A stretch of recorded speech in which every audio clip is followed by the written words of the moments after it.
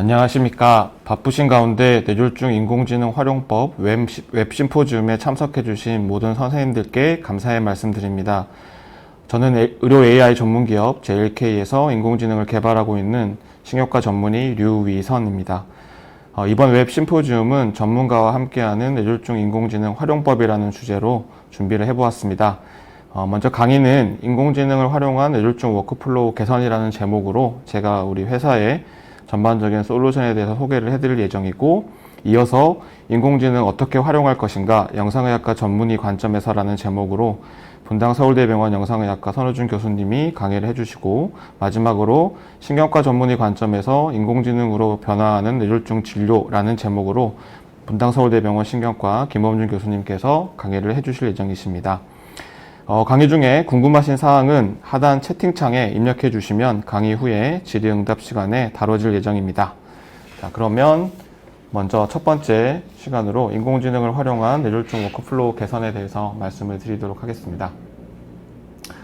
저희 회사는 이제 여러 장기와 여러 질환 중에 주로 뇌졸중과 관련되어 있는 인공지능을 개발을 하고 있습니다. 그래서 인공지능으로 뇌졸중 환자가 가장 먼저 촬영하는 비조형 CT부터 시작해서 CT 혈관 영상, 그 다음에 관류 영상, MRI 영상까지 이를 때까지 전체 뇌 영상에 대한 인공지능 분석 솔루션들을 개발을 하고 지금 제공을 하고 있습니다.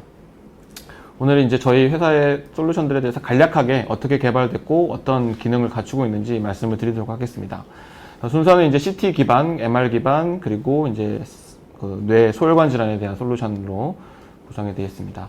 먼저 CT 기반 솔루션 중에 뇌출혈을 탐지하는 솔루션에 대해서 말씀을 드리겠습니다. 그래서 우리 6개 대학병원 우리나라에 6만 건의 CT를 가지고 학습을 했고, 저희 솔루션의 이제 강점이라고 말씀을 드린다면 서브어큐트와 크로닉 SDH처럼 뇌 실질과 비슷한 정도의 시그널을 보이는 진단이 어려운 뇌출혈에 대해서도 저희가 따로 학습한 모델을 뒤에 같이 붙여놓고 있기 때문에 뛰어난 성능을 갖추고 있는 게 장점이 될 수 있겠습니다. 최근에 진행한 저희 리더 스터디에서 우리 전공의 선생님들이 저희 솔루션을 활용을 했을 때 민감도가 개선이 되고 특이도에는 큰 손해가 없다라는 것을 입증을 한 바 있습니다. 최근에 저희가 미국 FDA 인증을 위해서 미국에서 수집한 데이터를 가지고 솔루션의 성능을 검증을 했을 때도 각각 높은 민감도와 높은 특이도를 보여서 인종과 관련 없이 일관되게 높은 성능을 확인한 바 있습니다. 이렇게 이제 저희 결과를 제공을 해드리고 뇌출혈의 위치와 함께 뇌출혈의 전체적인 부피에 대해서도 제공을 해드리고 있기 때문에 반복 촬영을 하는 경우에 뇌출혈의 양 변화가 어떻게 변화를 하고 있는지를 정량적으로 확인을 할 수가 있겠습니다. 다음은 이제 CT에서 큰 혈관이 막혀 있는 것을 예측하는 솔루션입니다. 예측이라고 말씀을 드린 이유는 비조형 CT에서는 큰 혈관이 막혀 있는 혈관에 대한 정보를 제공해 주지 않기 때문에 예측이라고 말씀을 드렸고, 7개 대학병원에서 대략 2,700건 정도의 CT 혈관 영상과 비조형 CT를 함께 촬영한 환자를 대상으로 저희가 개발을 했습니다. 그래서 딥러닝을 사용을 하진 않았고, 저희 이제 양쪽 뇌의 하우스피드 유닛 디퍼런스나 아니면 클롯의 여무 이런 것들을 이제 핸드크래프트 피처로 활용을 해서 머신러닝으로 개발을 했습니다. 그래서 이제 외부 데이터를 가지고 검증을 했을 때 민감도가 80%, 특이도가 89% 정도가 나왔습니다. 그래서 뭐 그냥 민감도만 보면 왜 이렇게 인공지능인데 민감도가 이렇게 낮은가라고 생각하실 수 있겠지만, 이 비조형 CT에서 큰 혈관이 막혀 있는 걸 예측하는 것이 상당히 난이도가 높다라는 걸 생각을 했을 때 이 스크리닝 툴로서 가치가 있을 거라고 생각을 하고 있습니다.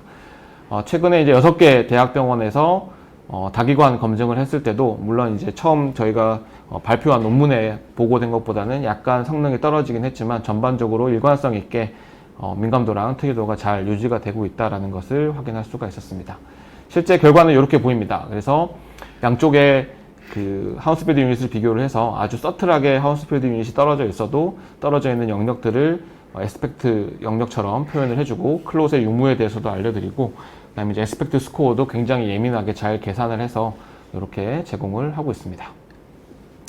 다음은 이제 최근에 개발이 완료된 CT를 기반으로 해서 하이포 인텐시티를 보이는, 즉 뇌경색의 중심 영역에 해당되는 영역을 자동으로 알려주고 그다음에 볼륨을 계산해주는 솔루션이 되겠습니다. 그래서 2,400명 정도 DWI와 넌 컨트라스트 CT를 3시간 이내에 촬영한 환자들의 데이터로 개발을 했고, 5명의 이제 뇌혈관 신경과 전문의들이 DWI 영상을 보고 CT에다가 병변이 보이는 경우에만 병변을 이제 수작업으로 세그멘테이션을 한 데이터로 개발을 했습니다.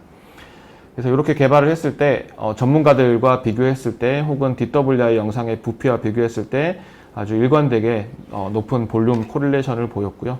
병변의 탐지 성능을 보면 한 대략 3cc 정도가 넘어가면 전체 뇌경색 환자의 한 70%에서 80%에서 병변을 정확하게 찾아낼 수 있습니다. 하지만 병변의 크기가 1cc, 2cc, 1cc 미만의 작은 경우에는 CT의 해상도의 문제로 인해서 좀 성능이 떨어지는 그런 모습을 보여줬습니다. 이제 예시 케이스를 하나만 보여드린다면 이제 이렇게 CT가 보일 때 사실은 이제 물론 환자의 임상 증상을 알고 좀 숙련된 전문가들이라면 병변의 위치를 정확하게 알 수 있겠지만 숙련되지 않은 사람들이라면 정확하게 병변의 위치나 부피를 알 수가 없지만 인공지능은 오른쪽 기저핵 혹은 코로나 라디아타라고 생각되는 부위에 저음영으로 보이는 영역을 정확하게 세그멘테이션을 했고 이 환자의 추적 검사한 DWI 영상을 보면 실제 뇌경색의 위치를 비교적 잘 탐지한 것을 알 수가 있습니다. 이렇게 이제 부피에 대한 정보를 제공을 해주고 부피를 정량적으로 계산을 해주기 때문에 여러 가지 임상적인 활용도가 있을 것으로 기대를 하고 있습니다. 추가로 저희가 이제 재관류 시술을 받은 환자들 중에 혈관이 완벽하게 잘 뚫린 환자들을 대상으로 해서 CT 관류 영상과 볼륨이 얼마나 잘 일치하는지를 봤을 때도 높은 일치율을 보여서 관류 영상을 찍을 수 없는 그런 환경에서는 대체의 효과를 가질 수 있지 않을까라고 기대를 하고 있고 이에 관련되어 있는 후속 연구들을 진행을 하고 있습니다. 다음은 이제 최근에 저희가 FDA에서 승인을 받은 큰 혈관이 막혀 있는 것을 CT 안지오를 기반으로 탐지하는 솔루션이 되겠습니다. 그래서 2,700명 정도의 데이터로 개발이 됐고 이제 포스테리어 서큘레이션은 아니고 안테리어 서큘레이션 중에 ICA와 M1, M2 프록시말의 MCA 오클루전을 디텍션을 해주는 그런 솔루션이 되겠습니다. 이제 대전을지병원이랑 전남대병원의 데이터를 가지고 이제 임상 연구를 시행을 했을 때 높은 성능을 보였고 그 다음에 4명의 전공의들 대상으로 해서 리더 스터디를 했을 때도 공이 이제 진단 성능이 향상되는 것을 입증을 해서 최근에 논문을 퍼블리시를 했습니다. 다기관 데이터 6개 병원의 다기관 데이터로 검증을 했을 때도 일관성 있게 높은 민감도랑 특이도를 확인을 했고요. FDA를 승인을 받을 때 미국 데이터로 저희 성능 검증했을 때도 역시 높은 민감도와 높은 특이도를 확인한 바 있습니다. 저희가 이제 다른 미국의 솔루션들에 비해서 차별점이라고 말씀을 드리자면 저희는 딥러닝으로 학습을 했기 때문에 C 케이스처럼 양쪽에 모두 다 오클루전이 있는 경우에도 양쪽을 비교하는 형태로 개발이 된 게 아니다 보니 양쪽 다 오클루전이 있는 경우에도 잘 디텍션을 할 수 있다. 이런 장점이 있습니다.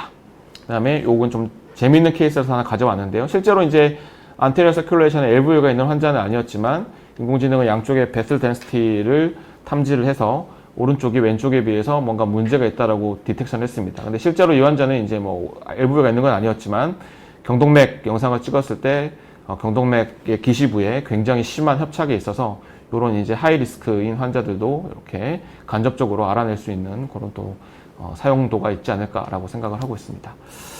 다음은 이제 CT 관류 영상을 자동으로 분석해주는 솔루션입니다. 이미 레피드라는 걸출한 솔루션이 있지만 워낙 고가이다 보니까 우리나라에서 널리 지금 활용되지 못하고 있습니다. 그래서 레피드를 대체할 수 있는 솔루션을 개발을 했고 어쨌든 우리나라 환자들의 데이터로 많이 입증을 했다라는 면에서 좀 이제 레피드랑 차별을 보여드릴 수 있지 않을까라고 생각을 하고 있고요.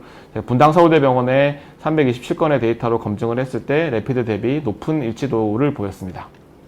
그 다음에 FDA 승인을 위해서 미국에서 한 95건의 데이터를 얻어서 마찬가지로 레피드랑 비교했을 때도 0.9 이상의 높은 코릴레이션을 보이고 있기 때문에 레피드를 사용할 수 없는 고가의 그 가격 문제 때문에 사용할 수 없는 상황에서 저희 솔루션이 대안이 될 수 있을 것으로 생각을 하고 있습니다. 그래서 이렇게 레프트 MCA, 라이트 MCA, 버티블 아테리오 오클루전 모두 다 이렇게 잘 병변의 위치와 하이퍼퍼퓨전의 위치를 잘 보여주고 있습니다. 다음은 이제 MRI 솔루션인데요. 가장 이제 지금 많이 비급여로 처방을 할 수 있는 DWI 솔루션이 되겠습니다. DWI 솔루션은 병변의 위치를 자동으로 탐지를 해주고 탐지된 병변의 패턴을 기반으로 해서 뇌졸중의 유형 분류를 해주는 솔루션이 되겠습니다. 작년에 저희가 이제 레피드의 DWI와 솔루션과 비교했을 때 훨씬 더 높은 성능을 보이고, 특히 병변의 크기가 작은 경우에 사람이 손으로 그린 것과 비교했을 때 높은 일치도를 보인다라는 것을 입증을 했습니다. 뇌졸중 유형 분류에서도 특히 심장에서 날라온 색전증을 분류하는 데 있어서는 AUC가 0.996에 달할 정도로 아주 높은 성능으로 심장에서 날라온 색전증을 분류할 수 있음을 최근에 저희가 보고를 한 바 있습니다. 이런 이제 솔루션들을 기반으로 해서 퍼퓨전 MRI도 자동으로 분석할 수 있는 솔루션을 저희가 개발을 해서 출시를 했습니다. 그래서 아까 DWI에서 병변을 찾아주는 것들은 이미 이제 말씀을 드렸고, 퍼퓨전에서 Tmax로 저관류 영역을 보여주는 데 있어서도 레피드랑 비교했을 때 굉장히 높은 코릴레이션을 보여서 이걸 기반으로 해서 저희가 지금 FDA에서 심사를 받고 있는 중입니다. 실제 솔루션은 이렇게 결과를 보여드려서 깔끔하게 DWI에서 이스케믹 코어, Tmax에서 하이퍼퍼퓨즈드 에어리어를 보여드리고, 동맥 함수와 그다음에 정맥 출력 함수가 어디에 있는지도 보여드리고, 이렇게 각각의 함수에 해당되는 커브를 보여드려서 이 솔루션의 결과물에 대한 신뢰성을 좀 더 높이는 형태로 잘 개발이 되어 있는 상태입니다.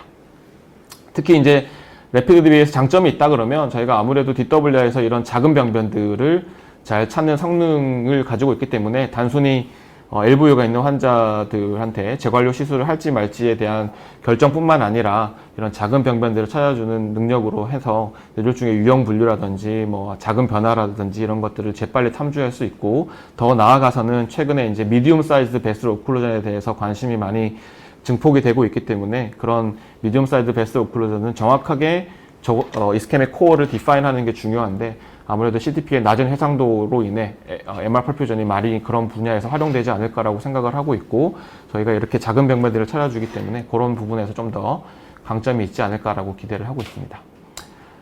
이제 저희가 이 MR 안지오 영상에서 동맥류를 찾아주는 솔루션을 개발을 하고 했습니다. 그래서 이거는 4개 병원의 2,100명의 TOF 영상을 가지고 개발을 했고, 경북대병원이랑 칠곡 경북대병원의 데이터로 검증을 했을 때 높은 성능을 입증을 한 바 있습니다.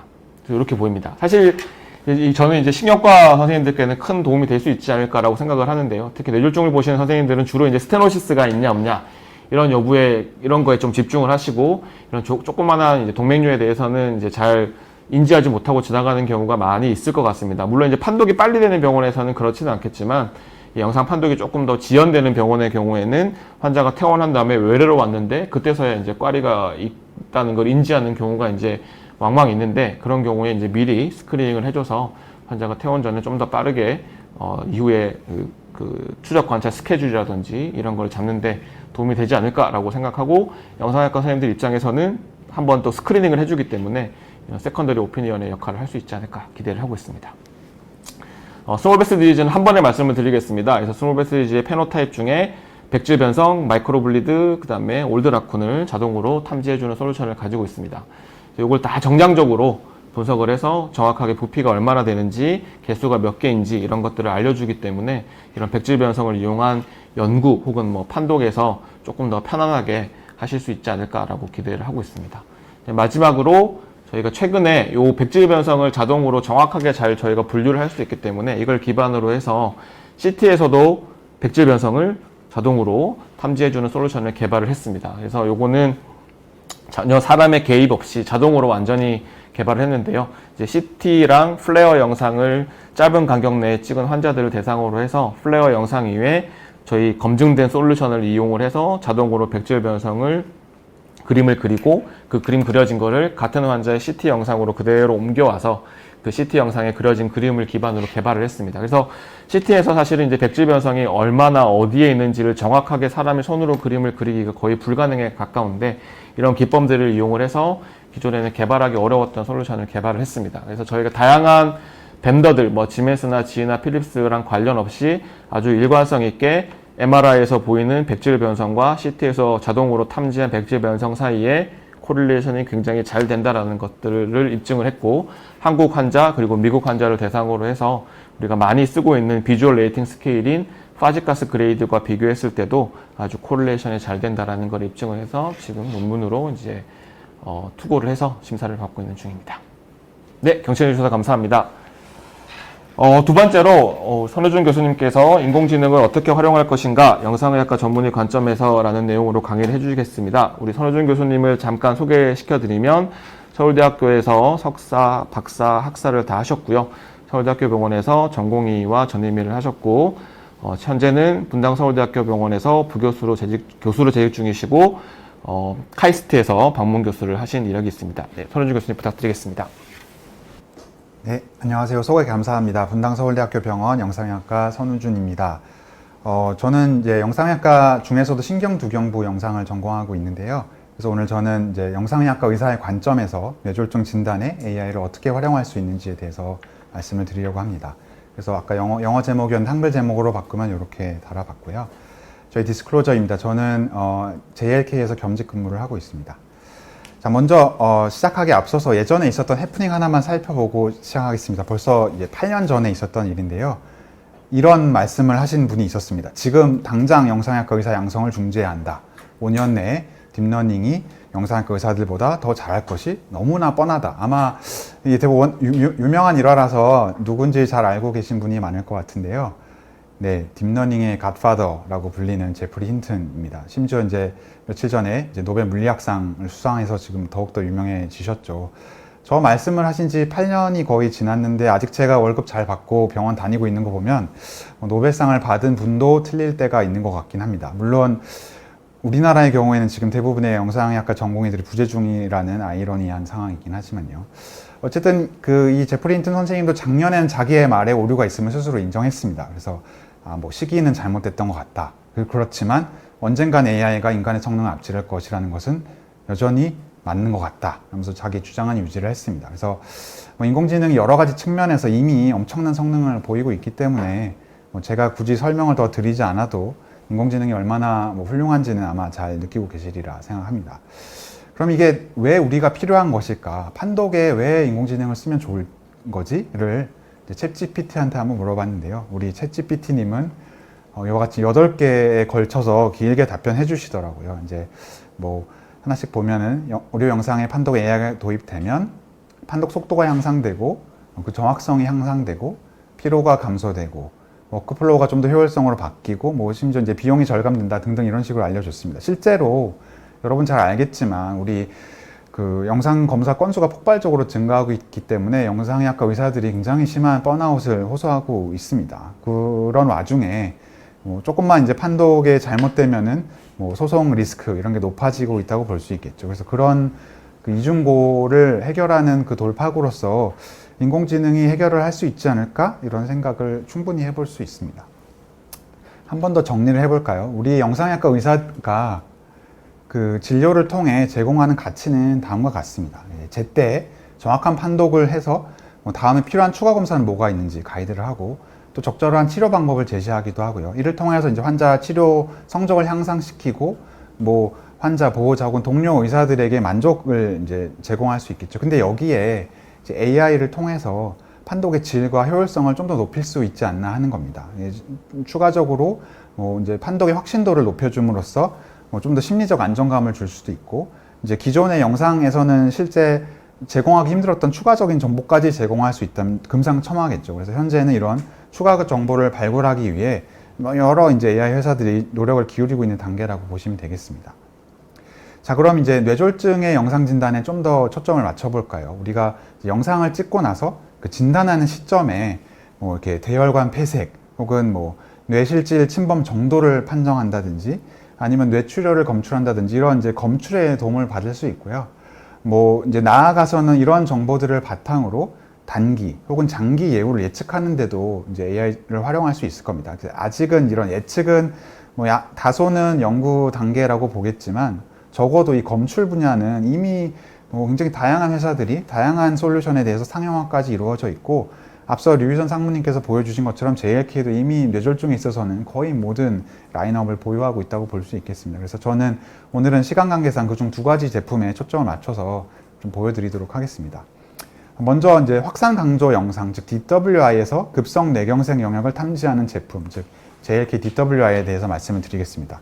확산 강조 영상은 모두들 익숙하실 텐데요. 이제 급성 뇌경색을 진단하는데 가장 민감한 영상 검사법이 되겠습니다. 즉 이제 급성기에는 이 DWI 영상에서는 하얗게 보이고 쌍응하는 이제 그 확산의 정도를 절대적으로 정량해주는 맵인 ADC 맵에서는 이제 까맣게 보이면 급성 뇌경색이다라고 할 수 있는데요. 만약에 이제 뇌경색이 급성기를 지나 만성기로 진행하게 되면은 ADC 값은 점점 증가하는 경향을 보이게 됩니다. 이 JLK DWI는 여기서 주로 이제 급성과 아급성기 뇌경색을 잘 볼 수 있게 그 DWI에서 고신호 강도를 보이는 영역을 이렇게 빨갛게 잘 보여주게 되고, 이제 급성도를 평가하는데 보조적으로 활용할 수 있도록 이 ADC 맵에서 ADC 값을 그 값에 따라 색깔별로 이렇게 등고선처럼 확인할 수 있도록 하는 이제 추가적인 맵을 제공하고 있습니다. 모든 AI 솔루션에 공통되어 있는 내용이겠습니다만 병변의 크기가 아주 크면 검출을 누구나 잘할 수 있겠죠. 근데 결국 그 이제 관건은 작고 서툴한 병변을 얼마나 민감하게 잘 보여주는가입니다. 그래서 그 대부분 AI 솔루션은 이런데 이제 민감도를 높게 세팅해서 보여주는 경우가 많고요. 특히 이제 처음에 이걸 놓치면 나중에 큰 문제가 될 수 있는 응급질환이나 암병변에서 이런 게 훨씬 더 중요하게 작용합니다. 그러면은 이제 JLK 솔루션이 얼마나 민감한지를 예시를 통해서 한번 보여드리도록 하겠습니다. 먼저 첫 번째 케이스인데요. 40대 후반 남성이고 하루 전부터 시작된 이제 left side veering tendency와 이제 말이 어눌한 디사스리아를 주소로 응급실에 내원해서 DWI를 촬영하신 분입니다. 여기 이제 DWI 영상을 쭉 보여드렸는데 어디가 이상한지 찾으실 수 있겠습니까? 혹시 특별한 데 보이시나요? 아마 굉장히 눈썰미가 좋은 분이라면 병변을 찾으셨을 수도 있을 것 같은데요. 못 찾으시겠는 분들도 실망하지는 마십시오. 왜냐하면 저희 병원의 최초 판독도 이렇게 나갔습니다. No evidence of acute infarction. 자, 그러면 이 단면이 이제 정답이 있는 단면인데요. 이렇게 보여드리면 어딘지 찾으실 수 있겠습니까? 네. 바로 여기인데요. 이 JLK DWI는 처음부터 아주 잘 찾았습니다. 이게 근데, 진짜 맞는지, 가짜 아닌지 하는 생각하시는 분도 있을 텐데요. 자, 이게 4일 뒤에 촬영한 팔로업 영상인데 병변이 훨씬 더 선명하고 크기가 약간 더 커졌죠. 그래서 진짜 병변이 맞습니다. acute infarction이고요. 하나 케이스 더 볼까요? 80대 여성 환자이고 역시 디사스리아와 좌측 안면마비를 주소로 내원하신 분이고 이번에는 신장 응급실에 빨리 오셨습니다. 3시간 만에 오셨고 내원해서 30분 만에 MRI를 찍어서 이제 그 증상 발생 후 4시간이 채 안 돼서 촬영한 MRI인데요. 아까보다 좀 더 찾기 어려우실 겁니다. 찾으실 수 있으시겠습니까? 쉽지 않죠. 저희 병원의 정식 판독 역시 No evidence of acute infarction 이렇게 나갔습니다. 그런데 이 단면 다시 보시면 보이십니까? 여전히 아마 쉽지 않으시리라 생각되는데 AI는 여기를 찝었습니다. 여러분 어떻게 생각하십니까? 저거 진짜 맞을까요? 자, 역시 3일 뒤에 촬영한 팔로우 MRI인데 저기 훨씬 더 선명해졌죠. 진짜가 맞았습니다. 굉장히 신기하지 않습니까? 지금 보여드린 두 케이스가 모두 다 이제 저희 병원에 이 솔루션이 설치되기 전에 촬영했던 거고 설치한 후에 영상을 이제 후향적으로 돌려봤던 건데요. 처음부터 만약 이걸 돌려서 이게 나왔더라면 이걸 처음부터 잘 찾을 수 있지 않았을까 하는 생각이 듭니다. 자, 이제 이쯤 되면은 또 의문이 듭니다. 이거 그 병원 영상의학과 실력이 없는 거 아니야? 뭐 이런 질문이 들 수 있는데요. 자, 그러면 한번 볼까요? 저희가 실제로 몇 년간 이제 뇌경색이 의심돼서 저희 병원 방문한 약 4,000명의 환자들 영상을 다 리뷰를 해봤습니다. 그랬더니 저희 병원 영상의학과의 판독문의 민감도가 98.5% 정도였습니다. 이제 높죠. 충분히 이제 저희는 잘 판독을 하고 있다고 생각됩니다. 그리고 동일한 영상에 대해서 AI도 다시 다 돌려서 이제 분석을 해봤더니 민감도 98% 정도 나옵니다. 그러니까 거의 동등한 수준이라고 보입니다. 약간의 이제 영상의학과 판독문이 조금 더 높았긴 합니다만. 자, 그러면은 민감도가 100은 아니었으니까 놓친 케이스가 좀 있었다고 보여지는데요. 그래서 실제 이제 계산해 보면 약 50건 정도를 놓쳤더라고요.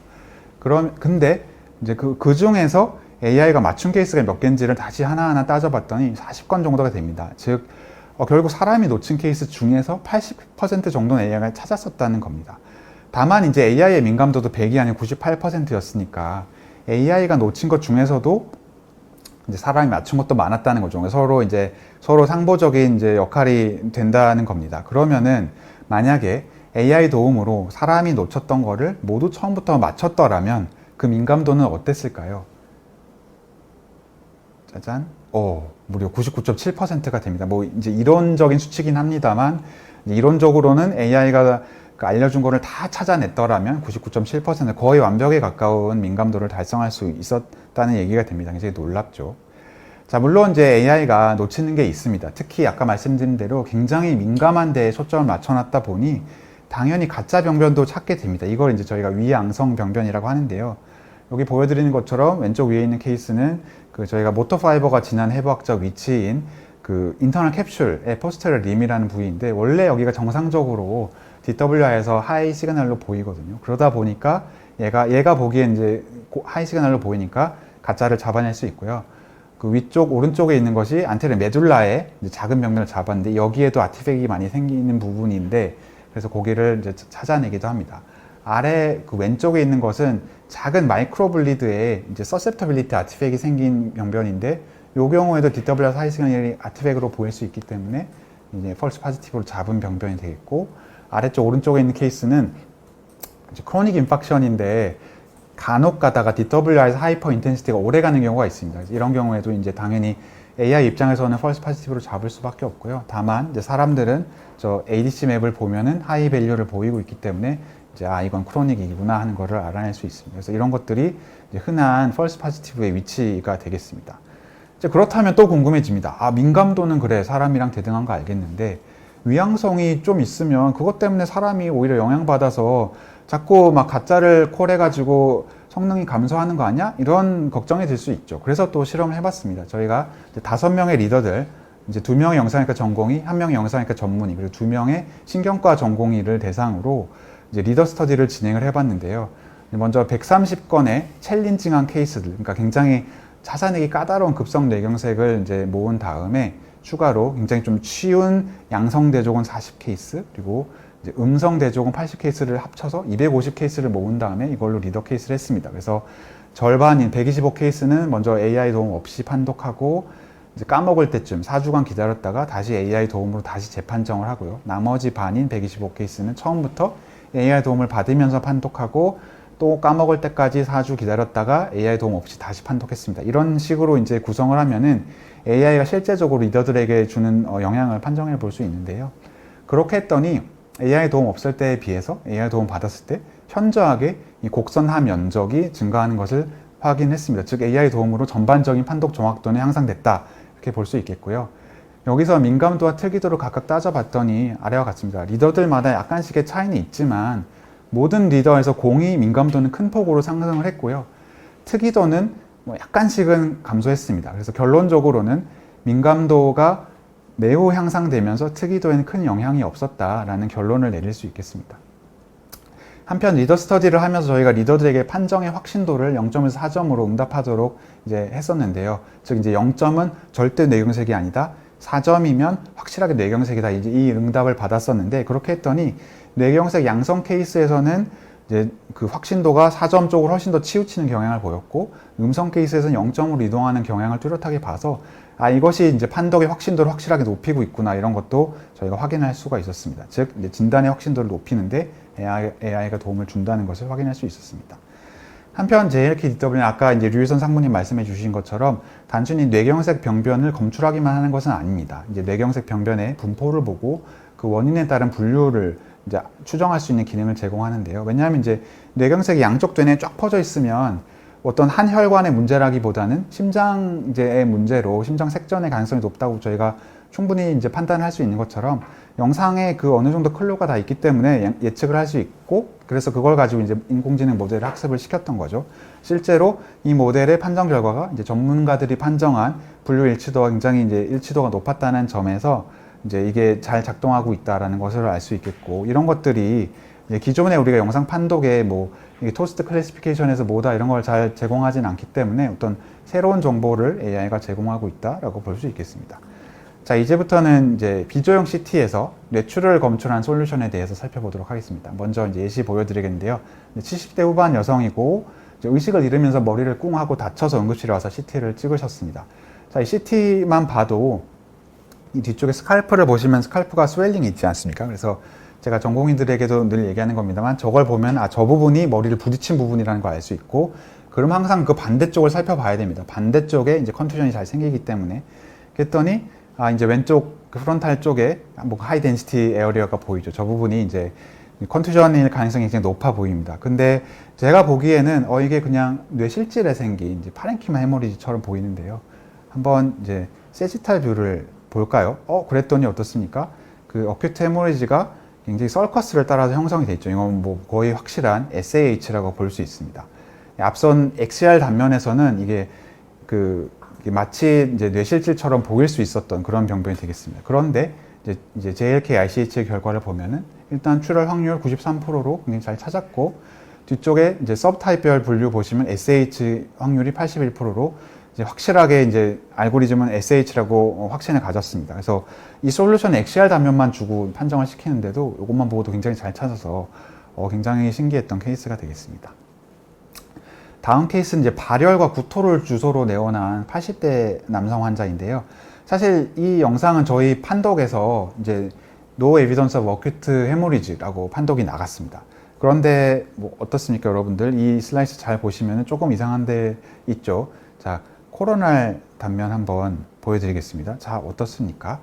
그 양쪽 텐토리움이 좀 두껍습니다. 그래서 사실 이제 텐토리움은 꼭 출혈이 있을 때만 두꺼워지는 건 아니기 때문에 이것만 보고 이제 출혈이라고 단정은 지을 수 없고, 더군다나 이분은 병력상 트라우마도 없어서 출혈이라는 거를 뭐 저도 100% 단정을 지을 수는 없겠습니다만, 최소한 이게 텐토리움이 티크닝이 있는 건 맞기 때문에 그냥 언급은 해야 되는 병변인데 저희가 판독에 언급은 안 했던 케이스거든요. 그런데 이제 이 AI는 이걸 잘 찾았던 케이스여서 굉장히 그 배울 점이 있는 케이스라고 저는 생각이 듭니다. 그래서 이 소량의 출혈을 이렇게 잘 찾는 것, 이런 케이스는 뭐 여러 이런 지금 보여드린 다른 예에서도 잘 볼 수 있습니다. 이렇게 맨 왼쪽에 있는 어큐트 SDH, 그 다음에 어큐트 ICH, 그 다음에 어큐트 IVH까지 다 소량의 어큐트 헤모리지 잘 찾은 케이스 있고요. 아까 류선 상무님 말씀해 주신 것처럼 타사 뇌출혈 솔루션은 상대적으로 크로닉 SDH의 민감도는 좀 떨어지는데, 저희는 이제 이거를 이제 별도로 학습을 잘 시켜서 크로닉 SDH도 잘 찾고 있습니다. 그래서 이제 뇌출혈 검출 그 리더 스터디 아까도 보여주셔서 이제 역시 굉장히 민감도를 높이면서도 특이도는 떨어지지 않고요. 그 국내뿐 아니라 해외 데이터셋에 대해서도 그 성능이 잘 유지되는 것을 확인할 수가 있었습니다.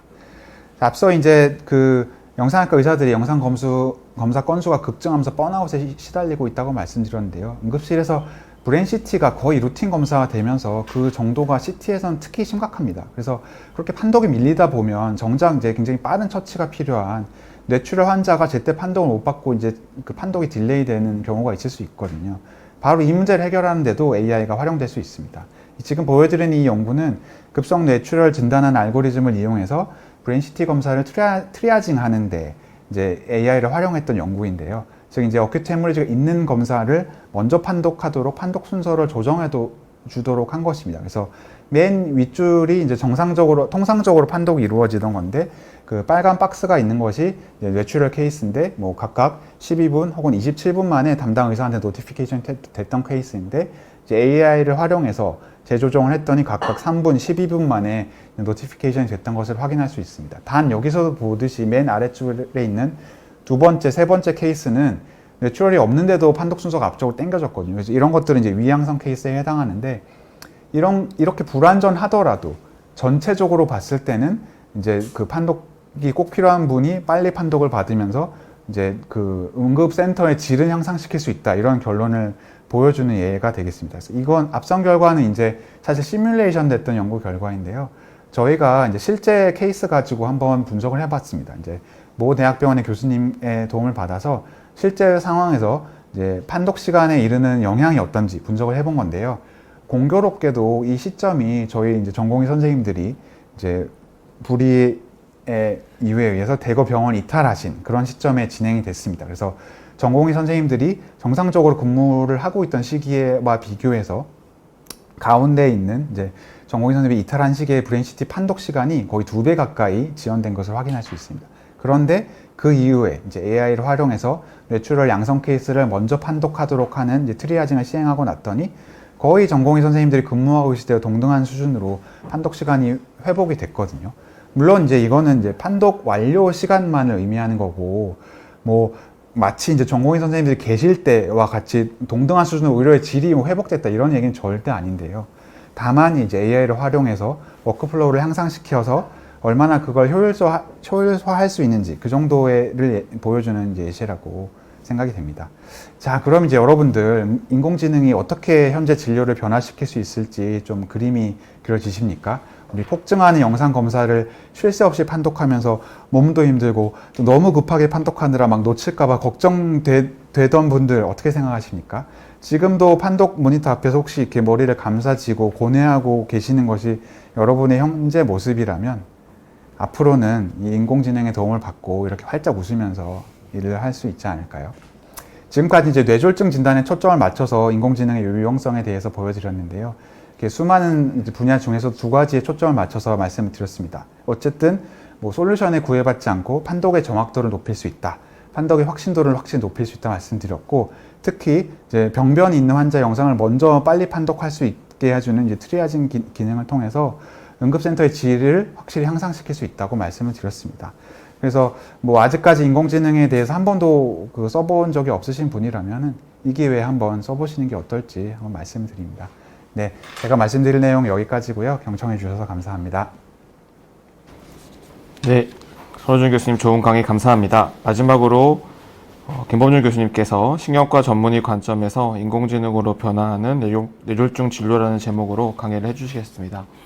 김범준 교수님은 서울대학교에서 학사와 석사, 박사를 마치셨고 서울대학교 병원에서 전공의와 전임의를 마치셨습니다.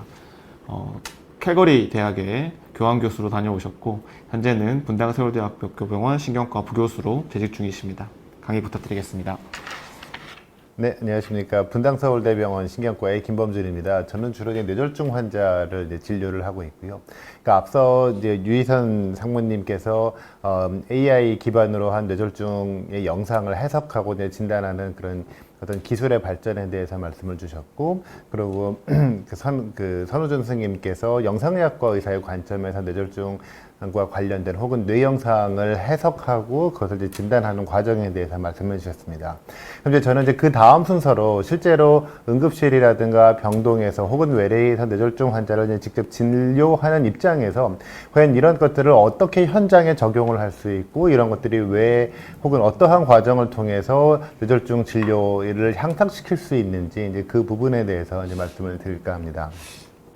우선 여기서 이제 뇌졸중의 아주 기초적인 내용을 잠깐 말씀을 드리겠습니다. 사실은 여기 들으시는 청중분들께서 뇌졸중을 직접 안 보시는 분들도 있고, 이제 아주 예전에 한 10년, 20년 전에 배우시고 기억이 약간 가물가물하신 분도 있을 것 같습니다.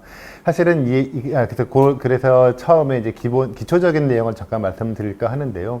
우리가 이제 뇌졸중이라고 부르는 질환은 이제 크게 이제 두 가지, 그러니까 하나는 허혈성 뇌졸중, 그리고 또 하나는 출혈성 뇌졸중 두 가지로 이제 분류가 됩니다.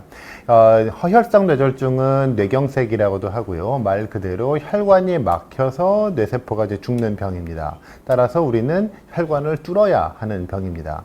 출혈성 뇌졸중 혹은 뇌출혈이라는 것은 그야말로 혈관이 터져서 새어나온 피 때문에 뇌가 죽는 병이고요.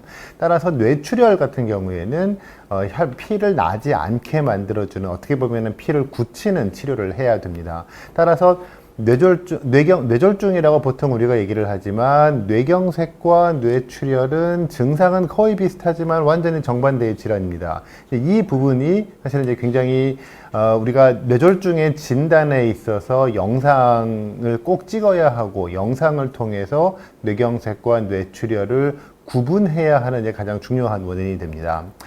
사실은 뇌졸중의 전체 환자에 대한 4분의 3 정도는 이제 뇌경색입니다. 그래서 뇌경색이 훨씬 더 많고요. 그 외에는 뇌출혈이 이제 한 4분의 1 정도를 이제 차지를 하고 있습니다. 우리나라에서 이제 뇌졸중 환자들은 이제 점점 좀 증가하는 추세를 예전에는 이제 보였다가 최근에 한 10년 사이에서는 연간 한 10만 건 정도로 일단 비슷하게 나오고 있습니다. 이거는 청구 자료를 이용한 데이터이기는 하지만 그 자체도 청구 자료가 아닌 어떤 모델링을 통한 예측 자료도 이제 비슷하게 나오고 있어서 지금 우리나라에서는 연간 한 10만 건 정도의 급성 뇌졸중이 발생하고 있구나, 보통 이렇게 생각을 하고 있습니다. 그리고 아까 말씀드렸던 그 뇌경색 환자에서 근본적인 치료라고 할 수 있는 혈관 재개통 치료는 대학병원의 데이터이기는 하지만 한때 굉장히 증가하고 있다가 최근 한 몇 년 사이에 약간 정체기에 들었습니다.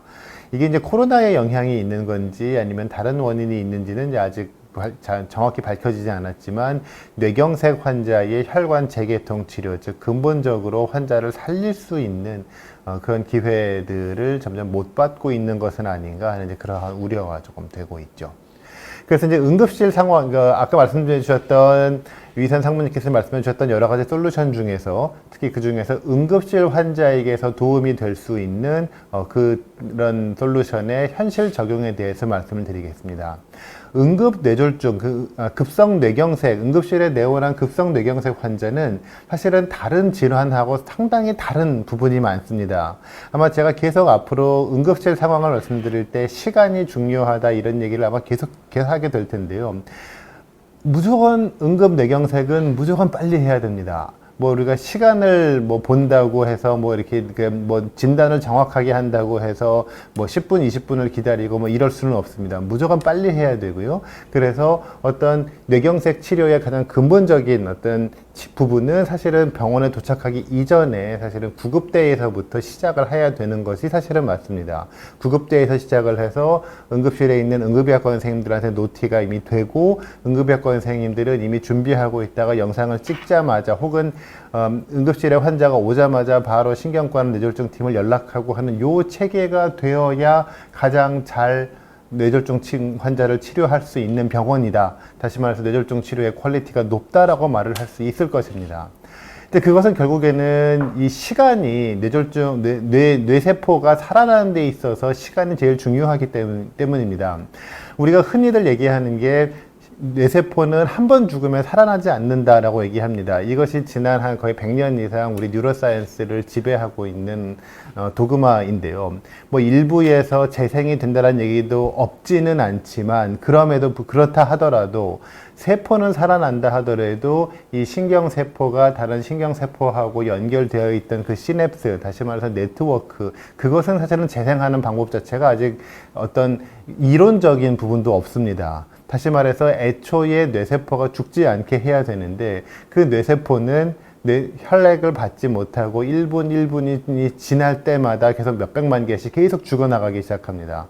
따라서 처음에 뇌경색이 생기고 나서 혈관이 막히고 나서 아직 그나마 뇌세포가 조금 버티던 시기, 아직 채 죽지 않았던 시기에 혈관을 다시 여는 것이 되게 중요합니다. 이것은 사실은 우리가 사진 찍어 놓고 나서 판독을 받을 때까지 뭐 10분이 걸린다, 20분이 걸린다, 30분이 걸린다, 이거 기다릴 수 없습니다. 그 사이에 이미 환자의 운명은 이미 회복 불가능한 상태로 넘어가기 때문입니다. 사실은 그래서 많은 응급실에서 근무하는 선생님들께서 많이 보셨겠지만 급성 뇌졸중 환자가 왔다 그러면은 신경과 의사들이 뛰어내려와서 급하게 진행을 하고 뭐 정말 분단위로 움직이는 게 사실은 바로 이 부분 때문이다라고 보시면 되겠습니다. 그런데 문제는 이렇게 모든 병원, 이게 대학병원의 상황이거든요. 사실은 결국에는 예를 들어서 전국에서 우리나라에서 1년에 한 10만 건 정도의 뇌졸중 환자가 생긴다라고 쳤을 때 과연 이 정도의 하이 퀄리티가 가능한 센터에 가는 뇌졸중 환자는 그 중에서 아마 10%도 안 되고 5%, 뭐 한 3, 4%밖에 안 될 겁니다. 사실 그렇다면은 여러 선생님들이 더 많이 근무하시는 그러한 환경에서는 이런 식의 어떤 판독이 충분히 이루어지지 않는 상황에서 근무를 하시게 될 거고, 따라서 여기서 앞에서 보시는 이러한 CT 사진을 보고서 이것은 무엇이 문제인가 열심히 소위 화면의 밝기를 조정해 가면서 고민하시는 시기에 이미 환자는 계속 나빠지고 있는 거죠. 그 다음에 또 뇌졸중 환자 같은 경우에는 혈관이 막혔다고 해서 우리가 CT 엔지오그래피를 찍게 되는데 이 CT 엔지오그래피가 또 사실 상당히 판독하기가 어렵죠. 이게 사실은 뇌졸중을 보는 이제 신경과 의사나 영상의학과 선생님들 입장에서는 어디가 막혔는지가 쉽게 보이시긴 하겠지만 이게 뒤에서 보이는 그 백그라운드 노이즈 때문에 사실은 이제 많은 선생님들이 판독이 조금 어려울 겁니다. 그리고 최근에 어떤 혈관을 뚫고 말고 하는 그러한 치료를 하는 데 있어서 소위 관류 영상을 많이 사용을 하는데 이게 지금 세 가지가 다 같은 환자의 사진입니다. 사실은 관류 영상을 보면은 굉장히 초보자의 경우에도 쉽게 알 수가 있을 정도로 명확하게 뇌경색 부분이 보입니다만 문제는 이 관류 영상을 현재까지 이렇게 쉽게 보여주는 그런 소프트웨어가 굉장히 비싸다는 것이 또 우리가 현실에 이런 관류 영상을 적용하기가 어려운 부분 중에 하나죠.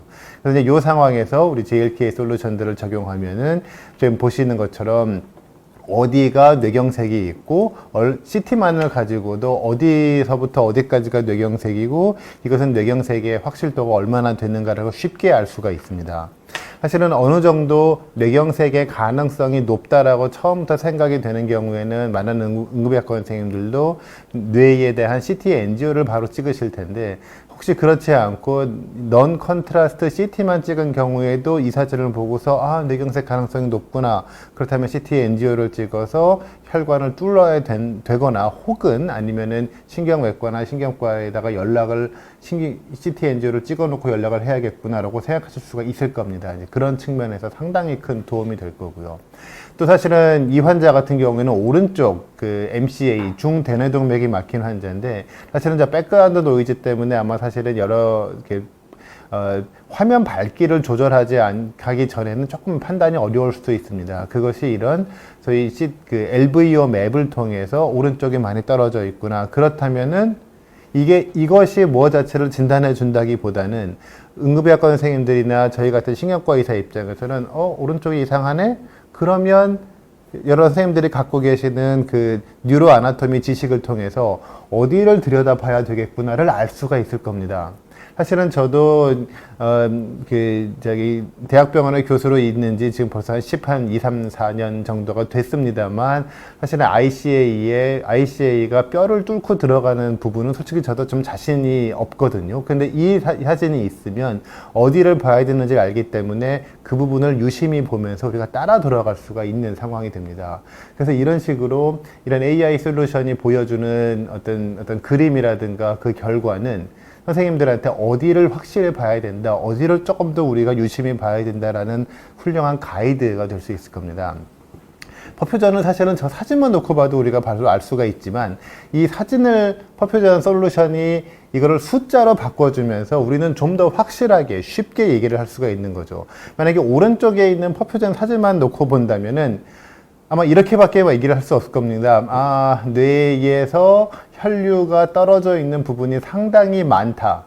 그러면은 사실은 전화를 받고 그래서 노티를 받는 신경과나 신경외과, 영상의학과 의사 입장에서는 그래서 어디가 막혔는지, 얼마나 막혔는지, 그래서 지금 뚫으러 들어갈 건지 말 건지가 되게 애매할 텐데 왼쪽에 있는 사진을 저 결과를 전달을 한다면 예를 들어서 RCBF 30%라면은 저희가 이제 현재 갖고 있는 우리의 패러다임 속에서는 이미 뇌세포가 죽은 부분은 한 36.5cc 밖에 안 되지만 Tmax 6초 이상인 부분, 다시 말해서 우리가 뚫었을 때 살릴 수 있는 부분이 199cc나 된다, 200cc나 된다. 그 사이에 불일치도가 5.5씩이나 된다.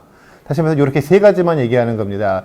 이스케믹 코어가 37cc고 이스케믹 피nom브라가 200cc면서 미스매치 레이쇼는 5.5입니다 라고 노티를 하면은 그 순간에 모든 그 인터벤션 하는 사람들은 오케이 바로 갈게요 라고 아마 답이 바로 나올 수 있을 겁니다. 이런 식으로 의사소통 자체를 굉장히 빠르게 할 수 있는 거죠.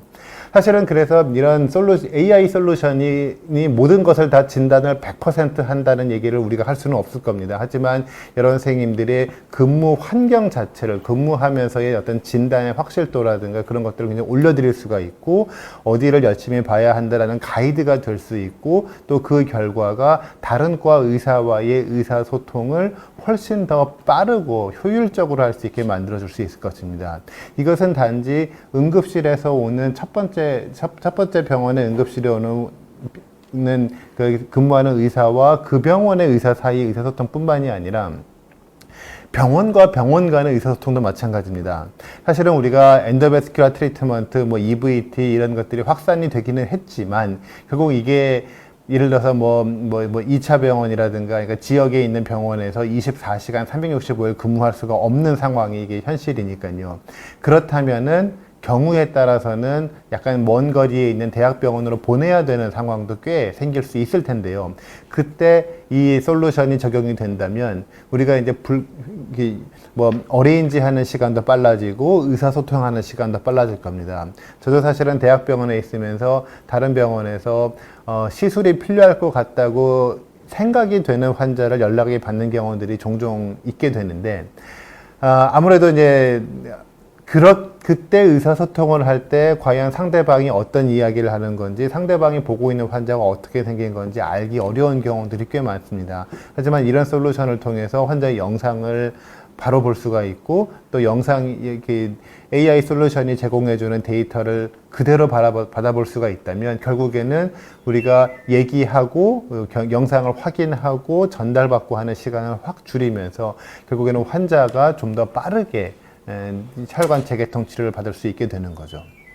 지금까지는 응급실에서의 급성뇌졸중 환자를 말씀드렸다면 지금부터는 이제 뇌졸중 환자가 퇴원을 한 이후의 상황을 말씀드릴까 합니다. 사실은 우리가 뇌졸중 환자들은 뇌졸중으로 입원해서 치료받고 퇴원한 이후에도 계속해서 병원을 다니면서 약을 먹게 됩니다. 그것은 환자들이 결국에는 재발의 위험성 때문입니다.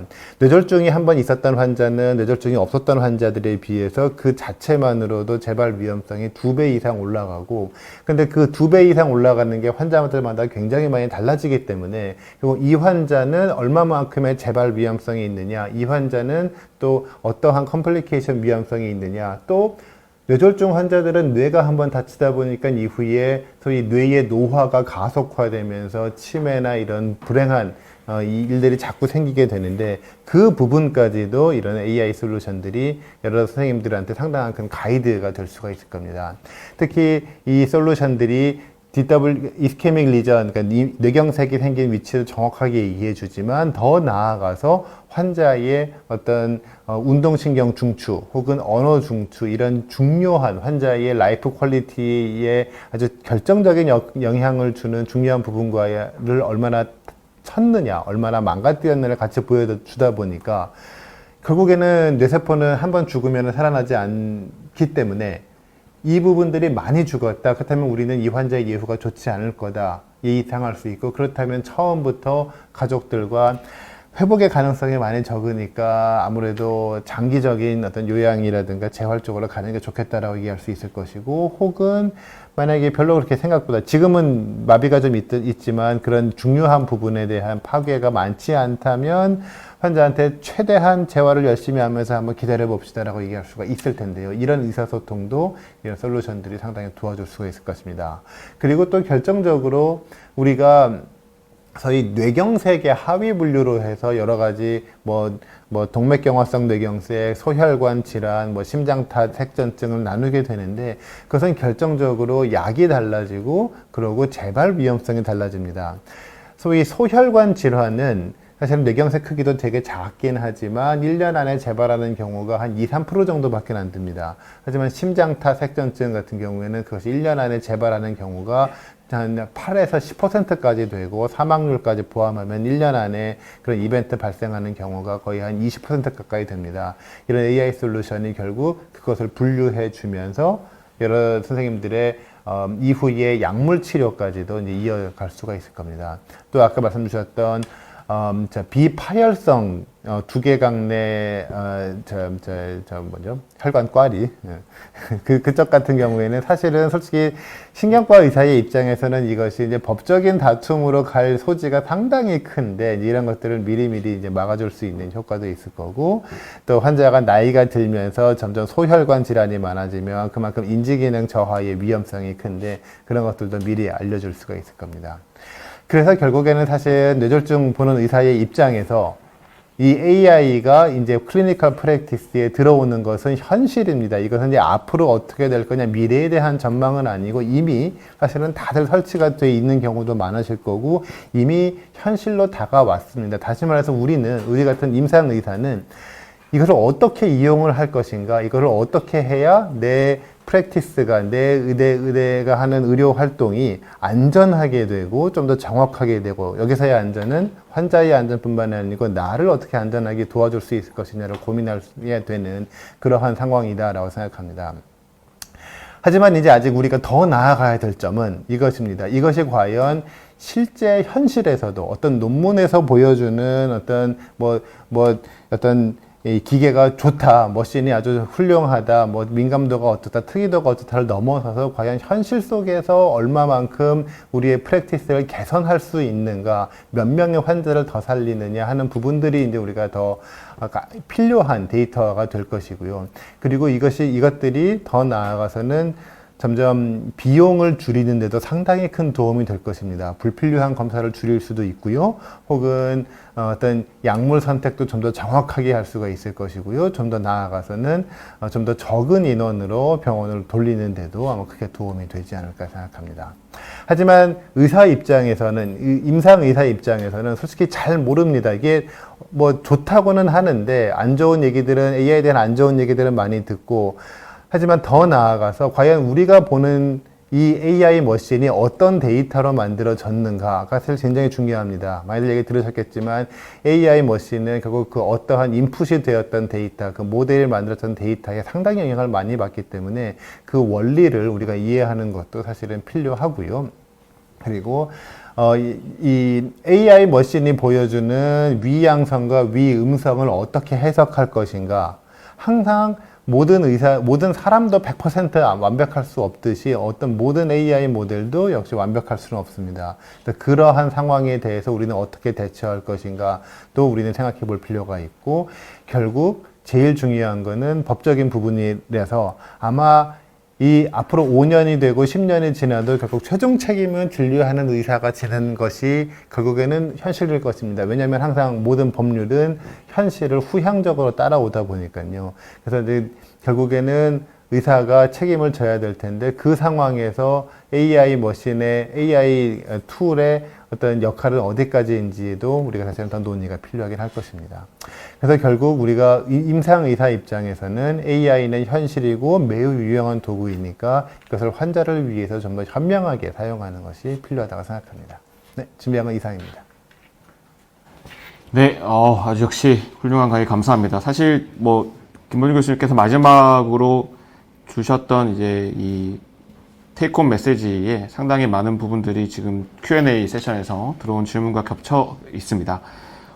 중요하고 또 날카로운 질문들을 많이 주셨는데, 저희 시간 관계상 한 4개에서 5개 정도의 질문을 저희가 추려서 현장에서 말씀드리고, 거기에 대해서 생각들을 저희가 짧게, 시간이 많지 않기 때문에 말씀을 드리고 마무리하도록 하겠습니다.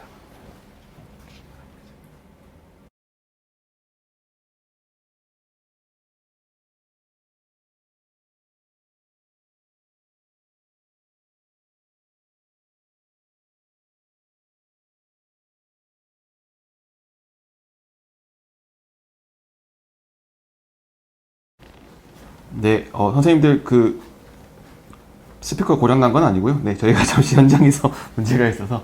첫 번째는 비슷한 질문을 주셨습니다. 이제 AI 도입 시에 일단 법적인 책임 문제를 아마 지적을 해주신 것 같은데요. 책임 문제는 어떻게 정해지나요? 라고 문의를 주셨는데, 일단 김범준 교수님은 이제 마지막 테이크홈 메시지에서 답을 주셨고요. 손호준 교수님 혹시 어떻게 생각하시는지 짧게 말씀 부탁드리겠습니다. 네, 저도 김범준 교수님의 말씀에 전적으로 동의합니다. 그러니까 인공지능의 판단은 저희가 현재로서는 보조적으로 활용되는 수단이지 어떤 절대적인 확증 건 아니거든요. 그래서 결국에는 저희 이제 판독하는 의사 입장에서 판독의 책임은 전적으로 판독하는 영상학과 의사가 진다고 생각합니다. 네, 답변 감사합니다. 제 생각을 좀 말씀을 드리자면, 저는 이제 이런 지적들을 해주시는 선생님들께서는 인공지능을 너무 이제 희망적으로 봐주시는 게 아닌가라는 또 반대의 생각을 하고 있습니다. 사실 저희가 이제 저는 저희가 혈액배양 검사로 예를 들자면, 혈액배양 검사를 했는데 거기에서 포도상 구균이 나왔다고 해서 저희가 그 포도상 구균을 답으로 저희가 믿지는 않습니다. 마찬가지로 인공지능도 진단으로 접근하시기보다는 진단에 이르기 위한 중요한 하나의 도구로서 생각을 해주시면 좋을 것 같고, 이 진단을 내리기 위해서 사실 인공지능은 저희 영상을 다루는 인공지능의 경우에는 그냥 영상에서 보이는 이상 소견만을 디텍션 해주고 거기에 대한 결과를 제시를 해주는 거지만, 결국은 이 소견을 종합적으로 임상 증상과 같이 판단해 주셔야 되는 역시 선생님들에게 최종적인 어떤 의사결정이나 판단이 부여된다라는 것들을 다시 한번 말씀을 드리고 싶습니다. 다음. 네, 두 번째 질문으로 역시 또 이제 우리 김원준 교수님이 이미 이야기를 해주셨던 건데요. 인공지능이 위양성이 많이 있는데 어떤 식으로 위양성을 접근해야 하나라고 질문 주셨는데 혹시 김원준 교수님 어떻게 판독하실 때 어떻게 하시나요? 네, 제가 아까 그 제 발표에서도 말씀드렸지만 이 위양성을 굉장히 흔하게 접하게 되거든요. 예, 저도 이제 걱정이 돼서 아까 보여드렸던 그 스터디를 진행했던 건데 생각보다 그 사람이 그 진짜라고 생각하는 것과 인공지능 모델이 진짜라고 믿는 것이 약간 패턴의 차이가 있습니다. 따라서 이제 그 위양성 중에 대부분은 사람이 보면 이거 찾았네 이러고 걸러낼 수 있습니다. 따라서 대부분의 경우에는 큰 문제가 없고요. 물론 이제 진짜 애매한 것들은 보면 헷갈릴 때가 있습니다. 저는 처음에 아니라고 생각했는데 인공지능이 거기가 맞다고 짚어주고 나서 다시 보면 진짠가? 이제 헷갈리는 부분이 있는데요. 그런 경우는 그 실제로 결국 이제 모델의 성능이 어느 정도인지를 이제 평소 진료에 활용하면서 아는 게 중요하겠고요. 그래서 그 정도 성능, 예를 들어 얘가 이제 90% 맞다는 걸 알고 있었다면은 얘가 맞을 확률이 90% 정도니까 그걸 감안해서 판단해야겠다 이런 식의 이제 감이 필요하고요.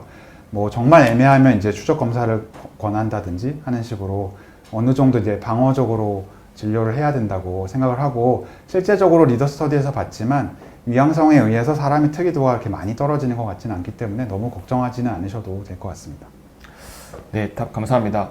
아마 그 정리를 하시면서 우리 김원준 교수님도 뭔가 좀 생각이 있으셨을 것 같은데 혹시 어떻게 위양성에 대해서 접근하시고 계시는지 잠깐 말씀 부탁드리겠습니다. 예, 사실 최근에 있었던 환자 케이스였는데요. 저희가 그 환자가 30분 만에 그 레프트 하드 위크니, 왼쪽 팔다리에 편마비로 해서 응급실에 왔었고, 그러니까 당연히 그 TPA의 정맥내 혈전 용해제의 좋은 인디케이션이 됩니다. 그래서 바로 CT를 촬영을 했었고, CT를 촬영하면서 이제 저희 병원의 프로토콜은 바로 CT 촬영하면서 던컨 CT에서 헤머리지가 없으면은 바로 그냥 그 TPA를 믹스를 시작을 합니다.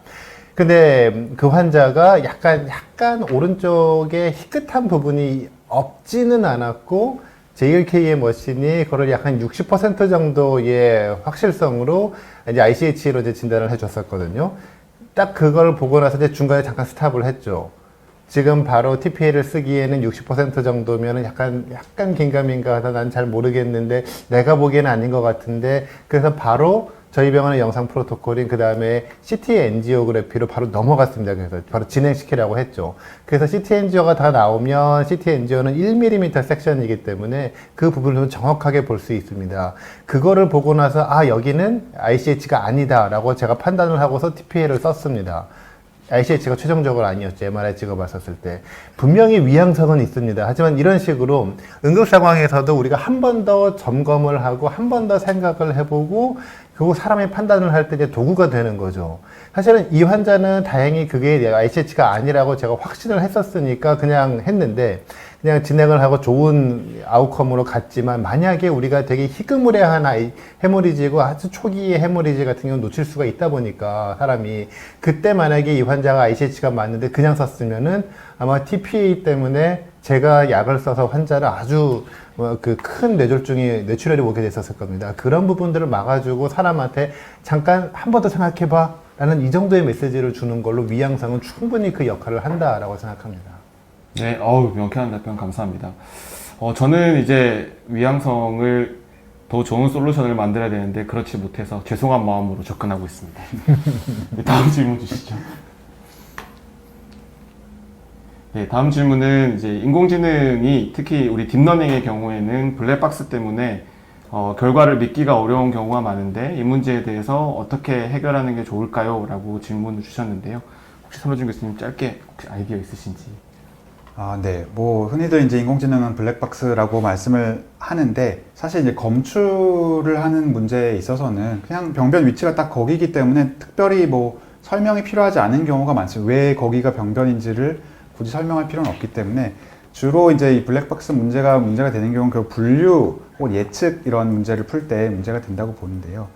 사실은 뭐 인공지능을 하시는 분들도 이거는 하나의 어떤 학문으로 취급하는 굉장히 어려운 문제겠습니다만, 뭐 주로는 이제 뭐 어느 부분에서 모델이 뭐 활성화가 많이 됐는지 이런 거를 보여줌으로써 좀 이제 아마도 요거 때문에 이런 분류를 했나 보다 이런 이제 유추를 할 수 있다는 걸로 해결이 되는 것 같고요. 사실 저는 이제 그것보다 제일 중요한 거는 결국은 그 인공지능 모델의 성능이 압도적으로 우수하면 뭐 왜 그런지 모르겠지만 얘가 보니까 항상 맞더라 이러면은 좀 받아들여지거든요. 근데 이게 만약 성능이 충분하지 않으면 그때 항상 문제가 됩니다. 따라서 결국 사실은 회사 입장에서는 성능을 충분히 좋게 하는 게 해결책이 아닌가 그렇게 생각을 합니다. 네. 죄송한 마음으로 접근해보겠습니다. 네. 다음 질문 주시죠. 네. 다음 질문은 이제 초급성기 뇌졸중. 아마 이제 증상이 발생한 지 30분, 1시간 정도밖에 안 된 초급성기 뇌졸중에서도 도움이 될지에 대한 질문을 주셨는데, 요거는 김범준 교수님께서 혹시 생각이?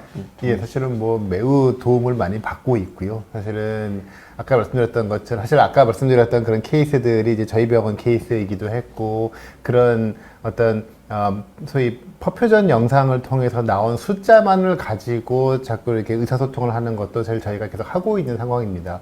오히려 사실은 예전에 전공의들이 있을 때는 전공의들이 너무 그 숫자만 보고 얘기를 하는 거를 그러지 말라고, 위치도 보고 어디가 막혔는지도 보고 막 그런 식으로 교육을 할 정도로, 너무 의존하지 말라고 할 정도로, 사실은 아마 초급성기 뇌졸중에서 이 솔루션이 한번 적용이 되는 걸 한번 경험하고 나시면 아마 그거 없는 시절로는 돌아가지 못할 거다라고 저는 생각하고 있습니다. 그렇게까지. 혹시 선호준 교수님께서는 어떻게 생각하시는지? 아까 제가 보여드렸던 그 리더 스터디가 그 챌린징 케이스를 대상으로 했다고 했는데, 그 챌린징 케이스의 기준 중에 하나가 초급성기 뇌졸중이었거든요. 그래서 그 초급성기에는 DWI의 하이 시그널 인텐시티가 굉장히 서투하고요. 아까 그거에 볼 때 짝꿍이 된다고 말씀드린 ADC 맵에서 ADC 맵의 체인지도 거의 없습니다. 따라서 굉장히 진단이 어렵고 의심을 해야지만 잘 알 수 있는데요. 그래서 그런 경우에도 보니까 이 JNK DWI가 잘 찾더라고요. 그래서 저는 굉장히 도움이 된다고 개인적으로 생각하고 있습니다.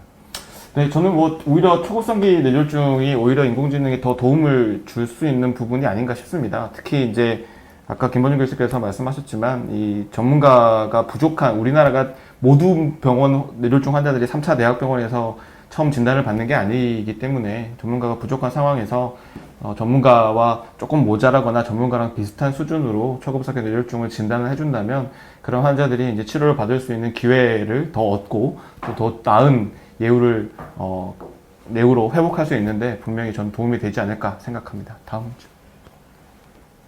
다음 질문은 이제 데이터의 알고리즘 편향성으로 인해 야기되는 문제는 없을까요? 라고 질문을 주셨는데요. 요거는 이제 제가 답변을 드리도록 하겠습니다. 사실 있습니다. 네, 있고요. 왜냐면 이게 우리가 육안으로 봤을 때는 CT나 MRI가 다들 그 촬영한 회사, 기기 회사와 무관하게 비슷하게 보이시겠지만 실제로는 인공지능이 학습할 때는 굉장히 다른 숫자 그리고 다른 데이터로 보일 수밖에 없습니다. 그래서 저희가 이제 최대한 학습을 할 때 많은 데이터를 활용을 해서 어디서든 일관된 성능이 나올 수 있도록 학습을 하려고는 하지만 그럼에도 불구하고 이제 좀 레어한 기기로 촬영을 한다거나 또 우리가 학습에 활용되지 않은 여러 가지 파라미터로 촬영을 했을 때는 성능이 떨어질 수 있는 문제가 있기 때문에 그런 문제들이 결국은 인공지능 회사들이 더 많은 데이터를 가지고 혹은 알고리즘 편향성에 좀 더 강한 알고리즘을 개발함으로써 해결해야 되는 문제가 아닌가라고 생각을 하고 있습니다. 그 이외에 이제 몇 가지 그 질문들을 주셨는데요. 한 가지 제가 말씀을 드리면 질문을 읽어드리면 스마트폰을 이용한 뇌졸중 증상에 대한 진단이 가능할지에 대한 질문을 주셨는데요. 이미 이제 많은 회사들이 실제로 시도를 하고 있습니다. 그래서 환자의 동영상을 이렇게 찍어가지고 그 환자가 뇌졸중 환자인지 아닌지를 찾아낸다거나 혹은 우리가 이제 뇌졸중 환자의 NIH 스트로크 스케일이라고 해서 뇌졸중의 중증도를 측정할 수 있는 중요한 점수가 있는데요. 그 점수를 이제 환자 움직임을 동영상을 촬영을 해서 자동으로 측정을 해준다거나 하는 여러 가지 이제 솔루션들이 현재 이미 이 외국에서는 좀 사용은 되고 있습니다. 근데 이제 아직 국내에서는 이제 요런 것들을 직접적으로 할 수 있는 솔루션이 당장은 나와 있지는 않고요. 단순히 이제 영상을 촬영해서 가능하지는 않을 것 같고, 환자한테 특정한 움직임을 주문을 해야 될 거라고 생각을 하고 있습니다. 그래서 특정한 주문을 하고 그걸 기반으로 해서 어디에 뇌경색이 있을지, 그 뇌경색의 확률이 얼마나 될지 이런 것들을 알아낼 수 있는 솔루션을 개발을 하는 건 아마 가능하지 않을까 생각을 하고 있습니다. 네, 뭐 또 긴 시간 동안 또 경청도 해주시고 날카로운 질문 주셔서 감사합니다. 제가 양쪽에 우리 참석해주신 좋은 강의 해주신 교수님들께 마지막으로 맺은 말 한마디씩 부탁을 드리고 강의를 마치도록 하겠습니다. 손호준 교수님부터 한번 말씀 주시죠. 네. 먼저 뭐 이런 좋은 기회 마련해 주셔서 감사하고요. 저는 이제 제가 뭐 개인적으로 AI 연구도 해봤고, 이제 뭐 이렇게 개발도 해보는 입장에서 이 JLK의 솔루션들이 굉장히 다양합니다. 정말 뇌졸중에 들어가는 모든 솔루션을 정말 총망라하고 있다고 되는데, 사실 AI라는 게 그렇게 총망라가 돼 있을 때 정말 빛을 발하거든요. 우리가 뇌경색 환자가 왔는데 우연히 뭐 뇌 동맥류가 발견되는 경우도 있고 하기 때문에, 결국 그런 실제 촬영 목적에 부합하지 않는 경우까지 다 커버를 해줘야 정말 안심하고 판독을 할 수 있습니다. 그런 면에서 굉장히 컴프레hen시브하게 솔루션 개발하는 게 굉장히 좋은 방향이라고 생각되고, 앞으로도 좋은 제품 기대하도록 하겠습니다. 네. 네, 역시 저도 이렇게 좋은 기회에 저희 병원에서의 이제 클리니컬 프랙티스도 한번 이제 정리를 하고, 또 저도 오히려 이 강의를 준비하면서 과연 뇌졸중을 보는 임상의사 입장에서 AI를 어떻게 받아들여야 하는가에 대해서 다시 한번 생각해보는 기회가 되었습니다. 사실 AI는 결국에는 현실입니다. 아까 선호준 선생님 강의에서 제프리 힌튼에 대한 이야기도 나왔지만 그건 정말 현실이고, 저는 사실 현재 JLK가 개발해놓은 뇌졸중과 관련된 뇌혈관 이미 영상 솔루션은 사실은 이미 전공의 수준까지는 올라왔다라고 생각이 됩니다. 사실은 교수 입장에서 보면은 전공의들이 전공의들의 어떤 정확도라든가 그런 부분들이 약간 뭐 충분치 않다라고 생각을 합니다만, 하지만 전공의들은 굉장히 소중한 우리의 자원들이고, 전공의들이 없으면 돌아가지 않는 게 현실이잖아요. 마찬가지로 AI 솔루션 역시 그 정도 수준의 상당한 많은 영상을 자동으로 분류를 해주고, 그리고 우리 특히 교수 입장에서도 그 부분들을 좀 더 정확하게 보고 우리가 놓칠 수 있는 부분들을 확실하게 알아낼 수 있도록, 좀 더 자세히 볼 수 있도록 도와주는 훌륭한 도구다라고 생각을 합니다. 나중에는 모르겠습니다. 뭐 한 10년이나 20년 뒤에는 이제 저보다 더 훌륭한, 저보다 더 정확하게 진단하는 그러한 AI가 나올 수도 있겠습니다만, 하지만 역시 또 그 결과를 환자에게 전달하고, 환자와 상의를 하고, 환자와 손을 딱 붙잡고 환자에게 힘을 북돋아 주는 역할은 솔직히 임상의사가 할 수밖에 없는 것이라고 생각을 합니다. 그래서 임상의사 입장에서는 AI가 발전하는 게 오히려 더 즐거운 일이고, 그를 통해서 저희 클리니컬 프랙티스가 좀 더 정교하고 좀 더 정확해질 수 있고, 마찬 또 동시에 저희의 또 삶의 질 역시 향상될 수 있다면, 저는 AI는 우리가 항상 반기고 적극적으로 활용해야 하는 이제 그러한 도구다라고 생각을 합니다. 네, 고맙습니다. 네, 감사합니다. 김범준 교수님보다 잘하는 AI를 만들기 위해서 최선을 다하겠습니다. 네, 지금까지 바쁘신 중에 웹시포지움에 참석해주신 여러 선생님들께 감사드리고, 또 어려운 강의를 해주신 두 교수님들께 다시 한번 감사드립니다. 예, 질문이 많이 올라와 있는데요. 제가 답을 드릴 수 있는 방법을 찾아서 최대한 답을 드리도록 하겠습니다. 감사합니다.